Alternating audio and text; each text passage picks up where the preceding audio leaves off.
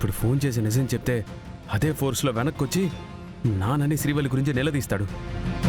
అప్పుడు మనం ఇంత కష్టపడి నిజం దాచిందంతా వేస్ట్ అయిపోద్ది. హా, మా అన్న రొంత సల్లబడినాక మనమే నేరుగా పోయి విషయం అంతా చెబుదాము. అంటే అప్పటి వరకు ఆయన మళ్ళీ తిరిగి వచ్చి ఏ గొడవ చేయకూడదని ఆ దేవుణ్ణి మొక్కుకోవడం తప్ప ఇంకేం చేయలేమన్నమాట. ఇంచుమించు అంతే నమ్మి. నువ్వు సుహాసిని కొడుకువా? ఎంత ధైర్యం ఉంటే ఇంట్లో చేరతావరా? అయినా తప్పు నీది కాదులే, ఇంట్లో ఉండాడు కదా ఆ పెద్ద మనిషిది. ఆయనతోనే తేల్చుకుంటా. సుధాకర్, సుధాకర్, యో ఓయ్ వజ్రపాటి సుధాకర్, సుధాకర్. అమ్మో, మళ్ళా ఏం చేసేదానికి వచ్చిండాడో ఏమో. పదరా బోడా, పోయి చూద్దాము. ఏమయ్య సుధాకర్, ఎక్కడనో రావయ్యా, బయటికి రావయ్యా. బాబాయ్ గారు, ఇప్పుడు మావయ్య గారిని ఎందుకు పిలుస్తున్నారు? ఓ సుధాకర్, పిలిచేది నిన్నే, బయటికి రా. మావయ్య, బాబాయ్కి హెల్త్ బాలేదు. దయచేసి మీరు ఇక్కడి నుంచి ఏ గొడవ చేయకుండా వెళ్ళండి. వరసలు పెట్టి పిలిస్తే నేను మనిషిని కూడా కాదు, చెప్తా ఉండా.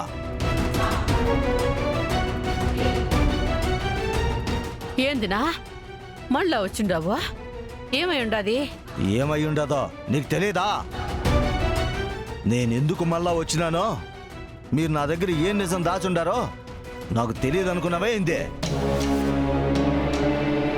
శ్రీవల్లి మీ కూతురు కాదు, మావయ్య కూతురని తెలిసిపోయినట్టుందత్తయ్య. ఆ నిజం ఇంట్లో ఎవరికి కూడా తెలియదు కదా నిషి. అంతలోనే మావికి ఎలా తెలుస్తుంది? ఎలా తెలిసిందో నాకేం తెలుసు. ఏంది వైజయంతి, గమ్మునైపోయినావు? మాట్లాడు. మీరందరూ కలిసి నా కళ్ళు కప్పితే నాకు నిజం తెలియదు అనుకున్నారా ఏందే? నీ దగ్గర నిజం దాచాలనుకున్నావా? ఏ నిజం గురించి మాట్లాడుతున్నావురా? నీ బిడ్డ ఈ ఇంట్లో ఉండడం గురించి, నీ గతం ఈ ఇంట్లో పెరగడం గురించి, నీ తప్పు ఈ కుటుంబం కళ్ళ ముందు ఉండడం గురించి మాట్లాడుతా ఉండా.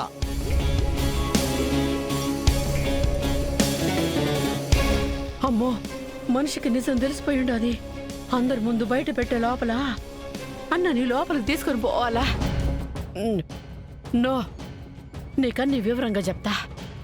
ముందు మనం పక్కకు పోదాం పదా. నీకు దండం పెడతా, రా పోదాము. యాడికి పోయేదే?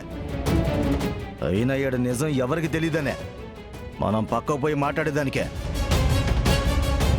ఎవరికి తెలీదు బాబాయ్ గారు. అందరికీ తెలిస్తే చాలా నష్టం జరుగుతుంది. పదండి, పక్కకు వెళ్ళి మాట్లాడుకుందాం. ఏదే తమాషాలుగా ఉండదా? ఎవ్వరికి తెలియకపోతే ఈ ముగ్గురికి ఎట్టా తెలిసిందే? వాళ్ళెట్టా నాకు చెప్తారో? ఏంటి నిజం? జగదాత్రి వాళ్ళకు కూడా తెలుసా? తెలుసా అని అంత షాక్ అవుతున్నావేంటి నిషి? ఈ ఇంట్లో అందరికీ తెలుసు కదా, దాన్ని సాక్ష్యాలతో సహా నిరూపించుకున్నాం కదా.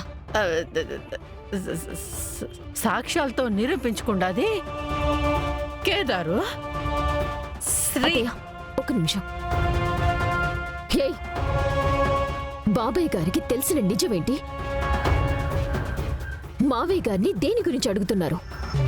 కేదార్ మావయ్య గారి కొడుకు అని తెలిసిపోయింది, దాని గురించి మాట్లాడుతున్నారు.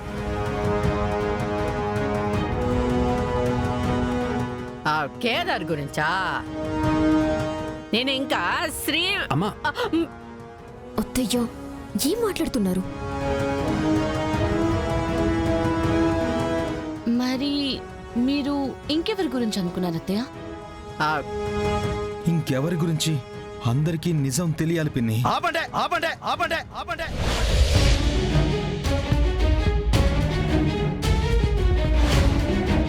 ఏమయ్యా పెద్ద మనిషి, ఇప్పటిదాకా చాలా పెద్ద పెద్ద మాటలు మాట్లాడిండావు. ఇదేనా నీ పెద్దరికం? నీ గతాన్ని తీసుకొచ్చే నీ కళ్ళ ముందు పెట్టుకుని ఉండావే, ఇదేనా నువ్వు కుటుంబాన్ని చూసుకోవడం అంటే? పాపారాయుడు గారు, మా నాన్నతో మర్యాద లేకుండా మాట్లాడకండి. ఇది నా సెల్లి బావిల్లో. ఈడ నేను ఏం చేయాలో ఏం చేయకూడదో నువ్వు నాకు చెప్పాల్సిన అవసరంలే. ఇంకో తూరి నాతో మాట్లాడితే ఏం చేస్తానో నాకే తెలీదు.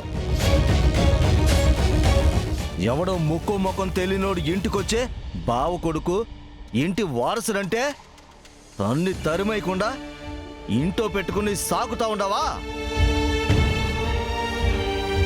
ఈ అబ్బి ఎవరని అడిగితే ఏం చెప్పినారు మీరు? కోడలు అక్క బావ అని చెప్తారా? వాళ్ళు ఇంట్లో అందుకే ఉండారని చెప్తారా? చెప్పో.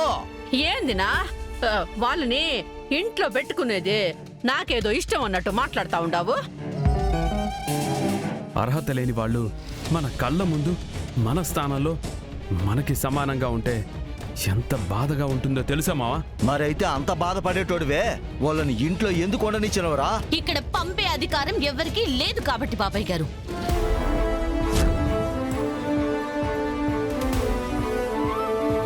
కేదార్ ఇంటి వారసుడు అన్న నిజం, ఆ నిజం ఇంట్లో ఉన్న అందరికీ తెలుసు కాబట్టి ఎవ్వరూ అడ్డు చెప్పలేకపోయారు, అడ్డు పడలేకపోయారు. ఏందే కేదార్ మా బావు కొడుకనే అందరికీ తెలుసునా? ఎట్టా తెలుసు?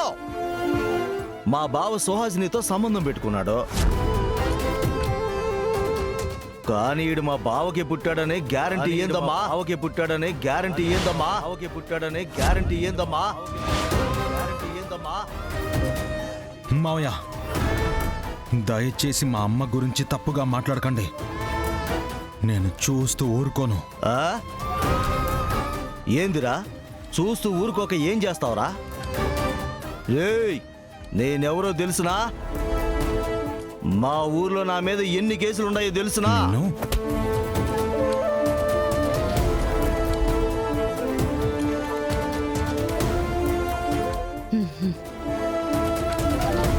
అది అలా అడుగు మావా.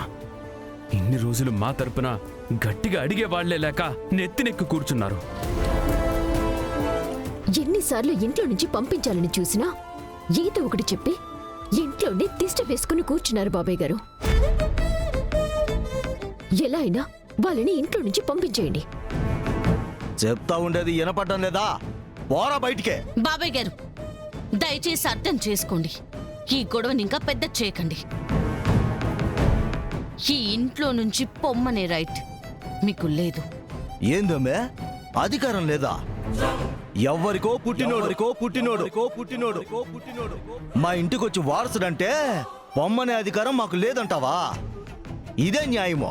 వయసులో పెద్దవారన్న గౌరవంతో మీరెన్ని మాటలన్నా ఊరుకుంటున్నాం కానీ ఇంకోసారి మా అత్తయ్య గారి గురించి తప్పుగా మాట్లాడితే చూస్తూ ఊరుకోము. ఏందే సక్రమంగా పుట్టనోడ్ని నువ్వు సక్రమంగా పుట్టలేదురా నాయనా అన్న కూడా తప్పేనా?